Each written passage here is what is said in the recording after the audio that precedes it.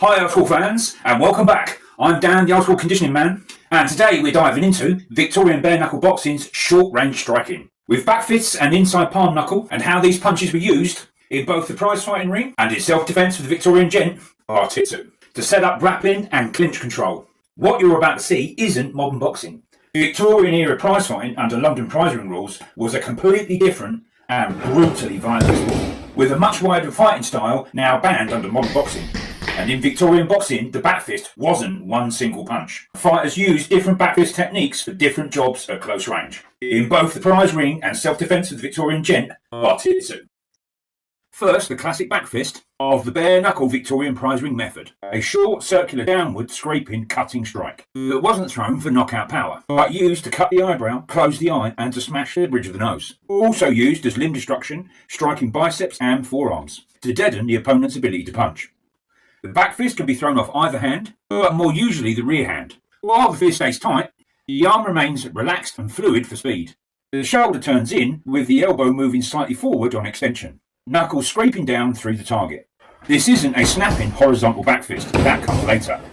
This one is about damage, disruption, surprise and control at close range. Thrown either off lead or rear hand, this back fist lives inside the guard. It also creates openings for follow-up punches, clinch entries, arm pins and chancery holds. The second back fist comes from the Boxe Française, Savate, and more familiar to modern eyes, but in the Victorian era it was brutally effective. And unlike the prize ring's short-range downward circular back fist, again thrown off either hand, Savate's back fist was a snapping punch, and usable from short to long pugilistic ranges. The back fist of Savate, though a more powerful strike, was still not generally regarded as a knockout punch, and targeting the temples, outer orbital sockets, sides of the neck and ear, the softer parts of the skull, cheeks or sides of the face and body, and did have considerable stopping power.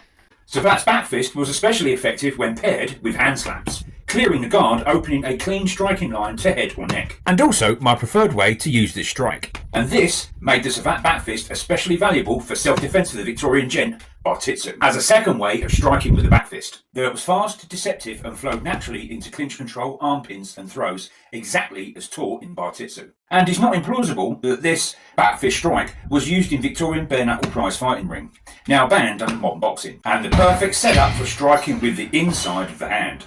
And before striking can make any sense, the hand has to be constructed correctly. Seeing here my left hand palm open and facing the direction of the strike. With my thumb uppermost, this would target my opponent's right side.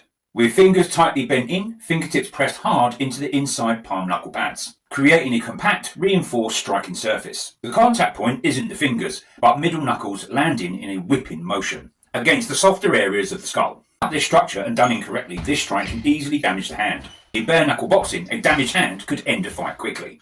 But constructed properly, it becomes a fast-cutting weapon that doesn't require full commitment. Though the use of inside palm knuckle strikes was technically not allowed under London prize ring rules, associated with eye gouging and tearing of flesh, but in the reality of Victorian prize ring fighting, cutting strikes using both back and inside of the hand were widely used, rarely interfered with or stopped by any of the referees. This strike was most effective against softer parts of the skull, ears, cheeks, eyes and nose, where it could cut, shock and disrupt vision. Again, not a knockout strike, it was however a damage and disruption tool. This strike could be delivered thumb up or thumb down, inside or outside the guard, depending on angle, range and position. Also used against forearms, deadening the limb, weakening effective closure of the fist, and increasing the risk of injury to the opponent's own hands when punching. When properly constructed and used efficiently, the inside palm knuckle flowed naturally with the back fist. The back fist opens, palm knuckle cuts right through. Same hand or opposite hand, the logic stays the same. From longer to shorter range and stepping in, the strikes adapt, and used in extended combination is an effective way of clearing your opponent's guard. Striking, though, doesn't always end the fight. Strikes dominate and collapse space. This is where striking ends, and control, grappling, begins. Once space is gone, the hands go to work in a very different way. Clinches don't happen in isolation, they happen off of striking. In Victorian prize fighting, and especially in Bartitsu, the block wasn't just defensive, it was also entry. Once the punch is redirected, the hands don't chase, they guide and settle. Structure always beats speed at this range. This is the arm pin. Not a technique, but a position, from where the opponent is connected, controlled and vulnerable. And from this position, Victorian fighters could strike, choke, throw or disengage at will. So let's continue from the same entry, a block straight right. My left arm winds around his right, ending with my hand under his armpit. The elbow bends sharply and I pull him in. From here he cannot defend, he cannot escape. His arm is pinned, his balance is broken, and I'm free.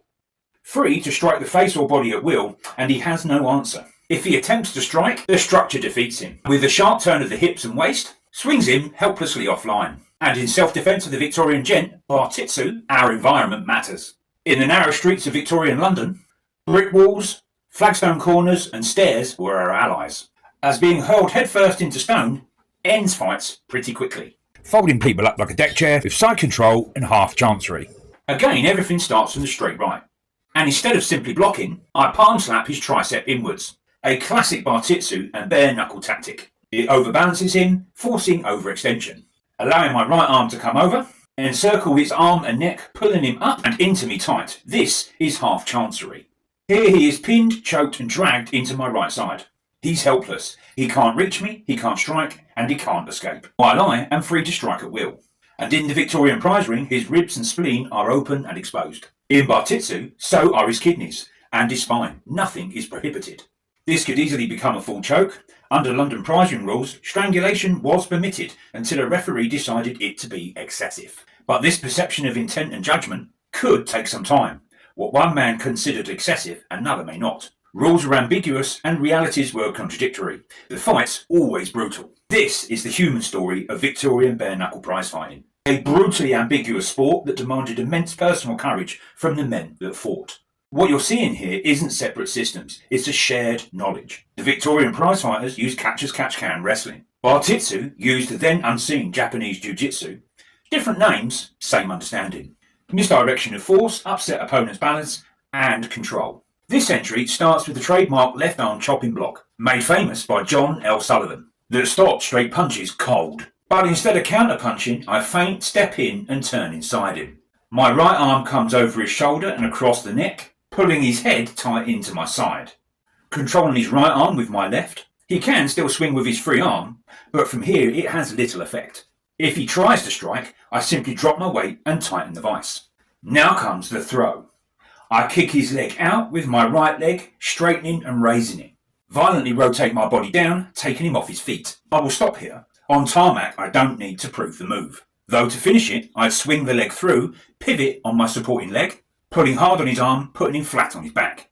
And we'll talk more about Victorian bare knuckle prize fighting and the London prize ring rules that governed it. So, thanks for watching the video, and I hope you enjoyed it as much as I enjoyed making it. And remember guys, don't be no crazy fool. Hit that subscribe button. Follow Victorian Boxing with Dan at Old School.